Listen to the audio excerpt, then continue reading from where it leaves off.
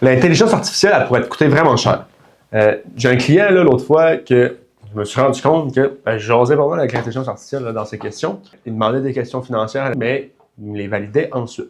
L'intelligence artificielle, là, il connaît pas tout. Dans son cas, là, mettons, il disait d'attirer son argent de tel produit, tout ça, mais il prenait pas en compte les pénalités de produit parce que il les connaît pas. C'est bien correct, c'est bien normal au final. Les points faibles, c'est qu'il va se tromper avec les régimes enregistrés. Fait que, mettons, le CELI, REER, tout ça, des fois, il va mélanger les règles là, quand on lui en parle pas directement. Mettons, tu lui demandes hey, donne-moi une différence entre CELI, REER, là, il va être bon. Mais si, mettons, tu lui parles de concept, des fois, il va juste mélanger les droits de cotisation, ils seront pas bons.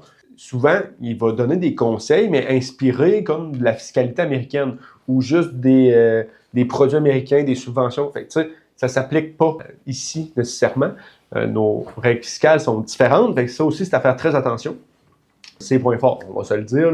C'est vraiment bon pour vulgariser des concepts. Après ça, ça va être pratique pour te créer des outils. Fait que si, mettons, tu veux un outil de budget, tu veux un Excel, n'importe quoi, ben ça, c'est vraiment bon pour ça. Créer des outils, c'est là pour ça. Après ça, résumer de l'information. Tu as un gros texte que ça ne te tente pas trop de lire, puis tu veux juste te faire un résumé de ça, ben c'est aussi fait pour ça. Très pratique. Comment bien s'en servir au final? Sois précis dans tes questions. C'est important. Demande-y des sources, puis vérifie-les par la suite, parce que des fois, il va t'essayer d'emporter des petites vites, puis les sources n'existent pas.